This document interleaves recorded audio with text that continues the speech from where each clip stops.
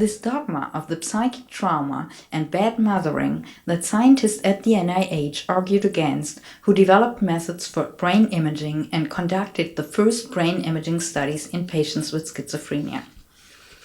The history of measuring cerebral blood flow goes back into the 19th century. Brain imaging techniques such as PET and fMRI are based on the assumption that there is a coupling between brain activity and changes in brain physiology that can be quantified. As approximation of changes in brain function, they use, for instance, a measure of regional changes in cerebral blood flow. While physiologists in the 19th century were already interested in this relationship, they lacked the means of studying brain physiology in a meaningful way. In 1890, Sir Charles Sherrington first formulated the principle that pointed out the coupling between neuronal activity and blood flow. But it took almost 100 years before this information could be widely used in the study of human brain function. And here the NIH played a key role. In 1945, Seymour Cady and Carl Schmidt published a paper on a diffusible tracer method. In 1951, Cady became the scientific director for the intramural research programs at NIMH and NINDB, now NINDS. It was with Cady that Louis Sokoloff started to work in the 1950s in the section on cerebral metabolism. Sokoloff later developed the deoxyglucose method that made PET scans a practical success. He began working on methods for quantitative measurements of changes in cerebral blood flow, oxygen and glucose utilization based on Cady's work in the 1950s. Sokoloff's work established many fundamental facts about brain metabolism. For instance, he established that glucose is the brain's primary energy source and because of this can be used to measure changes in cerebral metabolism and thus serve as a measure of changes in brain function in specific parts of the brain which could then be visualized. In order to measure these local changes in glucose utilization, he initiated the use of an analog for glucose called 2-deoxy-D-glucose that can be trapped in brain tissue long enough for chemical analysis. In the early 1970s, Sokoloff had worked out the details of the method in rats. He didn't publish immediately, though, for the method wasn't very practical. In order to obtain an autoradiograph of the brain's activity at a given time, one needed a radioactive compound which was purchased at the National Laboratory at Brookhaven. It had to be attached to a molecule that could be injected into an animal. That was done at McGill University in Canada. Then one injected the animal, waited for the tracer to distribute, and then killed the animal, sliced the brain, and exposed the slices on film, which would be blackened by the photons produced in the radioactive decay. The result was a very clear picture that showed the distribution of the radioactive agent at the time the animal was killed, indicating which parts of the brain had been active at that moment. Here are the pictures Sokoloff published in 1977. While Sokoloff's paper was a landmark for the development of functional brain imaging, the method had to be adapted for humans. The experiments were done with a SPECT scanner at the University of Pennsylvania by Martin Drevets. The NIH did not yet have a scanner at that time.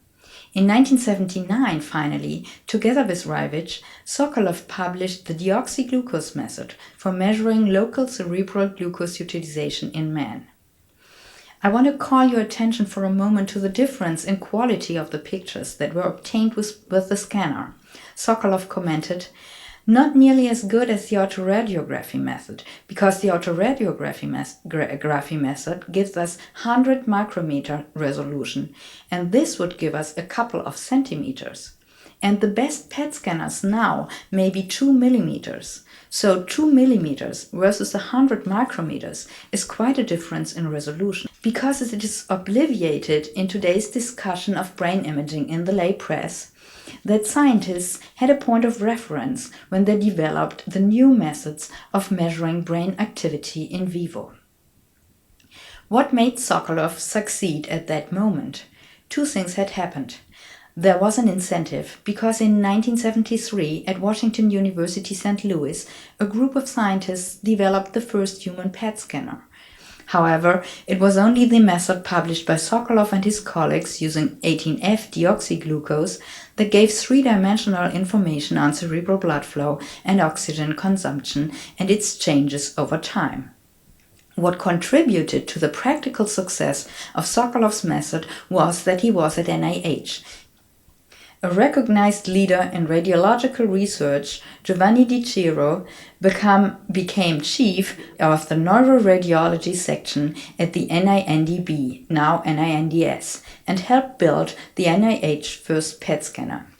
Di Ciro pioneered the use of advanced neuroimaging at the NIH, and his section later became the NINDS neuroimaging branch.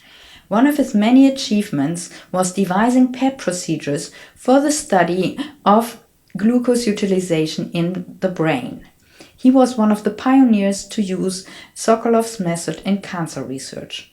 Robert Cohen recalled Di Ciro started to use the FDG method to look at cancer in the brain.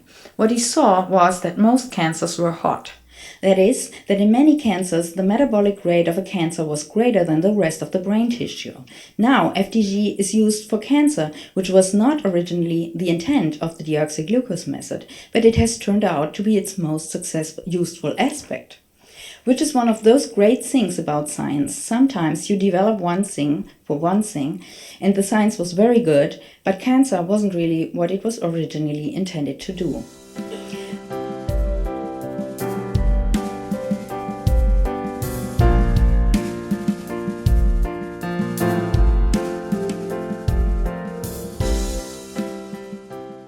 I remember we were sitting around, Charlie Kennedy and Marty and I were sitting around in my office, and he raised a question about, would it be possible, why could we adapt this for use in man?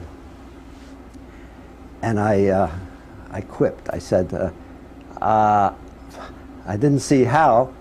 Besides, I didn't think neurologists would want to have a method where the patient didn't live long enough to pay the bill, you know. And he said, well, at Penn he had met David Kuhl, who was in the Department of Radiology. His field was nuclear medicine. And David Kuhl and his associates had developed a section scanner, they called it.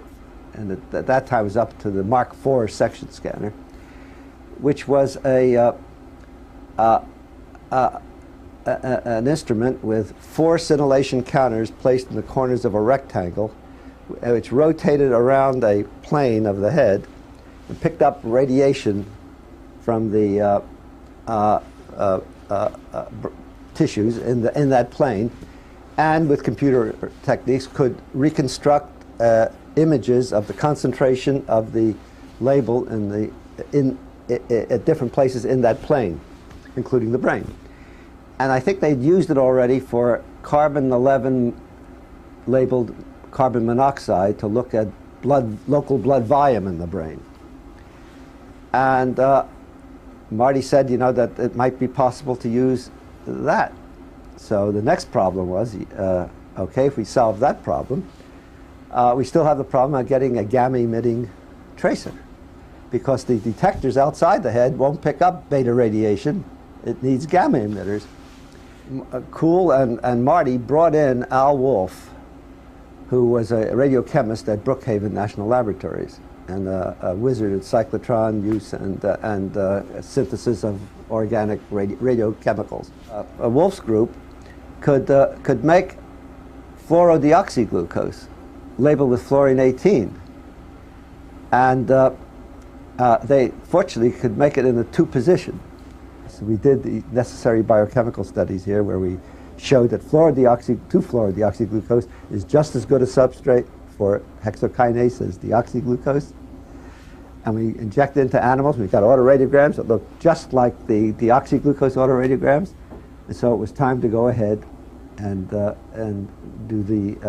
apply it to use in man. And the first studies were done with the Dave Kuhl's Mark IV scanner, which I guess nowadays you'd call it SPECT, single photon emission computerized tomography. The images are not as good as what you get with PET, but it was a beginning. When the fluorodeoxyglucose method came out, it gave a tremendous impetus to the use of PET scanning.